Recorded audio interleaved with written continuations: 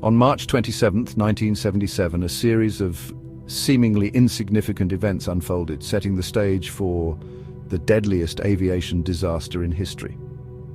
The setting was Los Rodeos Airport on the island of Tenerife in the Canary Islands. A bomb threat at a nearby airport had diverted numerous flights to Los Rodeos, including two Boeing 747 jumbo jets, one operated by Pan Am and the other by KLM.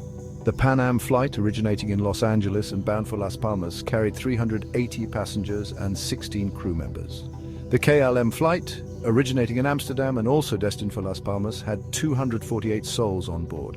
Little did anyone know that these two aircraft, giants of the sky, would soon be locked in a deadly embrace. As the day wore on, the diverted flights crowded the small airport's apron and taxiways. To complicate matters, a thick fog began to descend upon Los Rodeos, drastically reducing visibility. This fog would play a crucial role in the tragedy about to unfold, obscuring the vision of pilots and controllers alike. With the airport shrouded in fog, tensions mounted in the crowded cockpit of the KLM 747. The captain, experienced but fatigued, was eager to get his passengers to their destination and himself back home. Meanwhile, the Pan Am crew, led by Captain Victor Grubbs, patiently followed instructions from air traffic control, unaware of the danger lurking in the fog. A series of miscommunications between the KLM crew and air traffic control began a deadly chain of events. Unclear language, rushed procedures, and perhaps even a touch of ego on the part of the KLM captain led to a fatal misunderstanding. The KLM crew, believing they had received clearance to take off, began their takeoff roll.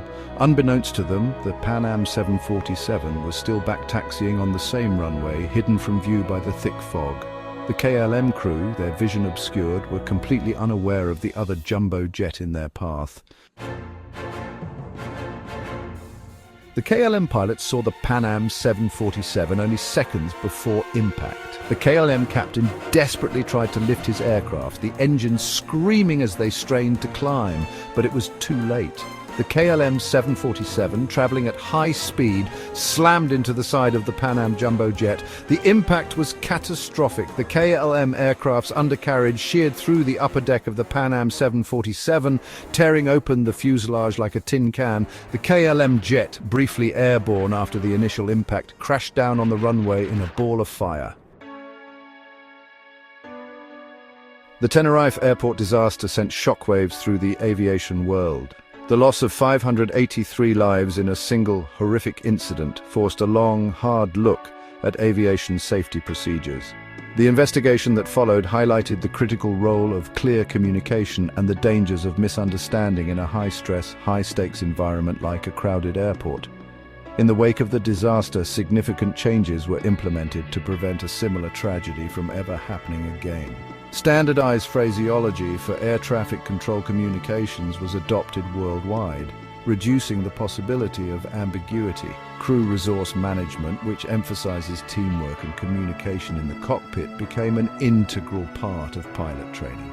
The Tenerife airport disaster serves as a stark reminder of the importance of vigilance and the unforgiving nature of human error when combined with adverse conditions. Although technology has advanced considerably since that fateful day, the lessons learned on that fog-shrouded runway remain as relevant as ever.